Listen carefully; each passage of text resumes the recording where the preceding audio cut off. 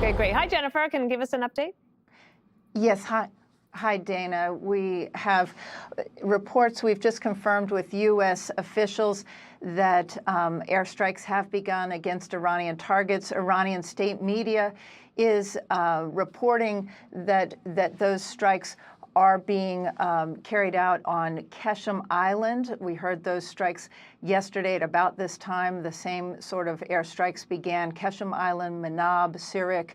These are all port and coastal areas where the U.S. it was taking out air defenses and radar systems just yesterday. Right now, we can say that Pete Hegseth, the defense secretary, was down at CENTCOM headquarters where he was being briefed by Admiral Brad Cooper this afternoon about potential targets. Earlier in the day, the president indicated and telegraphed that the airstrikes were likely to begin again tonight. Secretary Hegseth told reporters who were traveling with him that, in fact, the U.S. is willing to negotiate with bombs if need be. And shortly thereafter, the airstrikes began. We can expect to see, I think, over the next few hours, a number of new targets hit inside Iran. Earlier today, Qatari negotiators were sent to Tehran to try and convince Iran's leaders to get back to the talks, to agree to the terms that the U.S. had been discussing. Those negotiations have been stalled. Now, I think the feeling is that another night of airstrikes may bring the Iranians back to the table. But the last few weeks and since the ceasefire have proven to be very frustrating. And there has been, as officials have described to me, less a ceasefire and more of a less fire.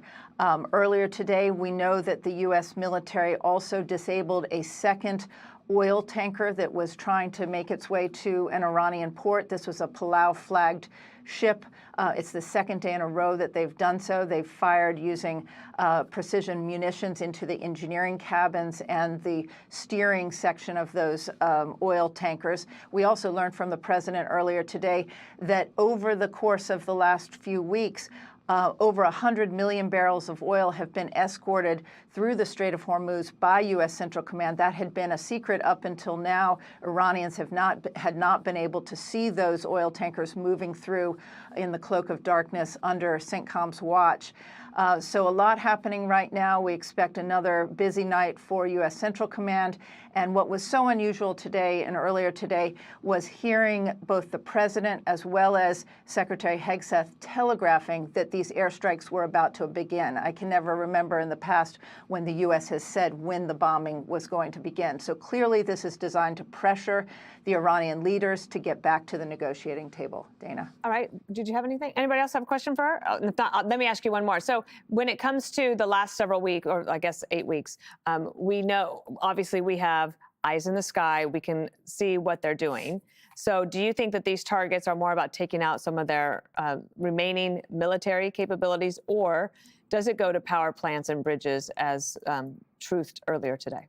Well, we heard from the president that the next step in the escalation ladder would likely be bridges, electrical plants, infrastructure. It's not clear to me at this point what the targets are. Some of the sites that we've heard that explosions began earlier, just a few minutes ago, those are some of the sites where there were radar defenses that were struck last night, radar installations. The reason you would go after those first is so that U.S. warplanes could get in closer.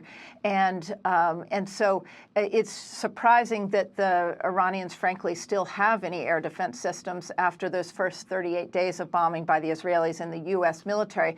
But it does show just how resilient the Iranians are.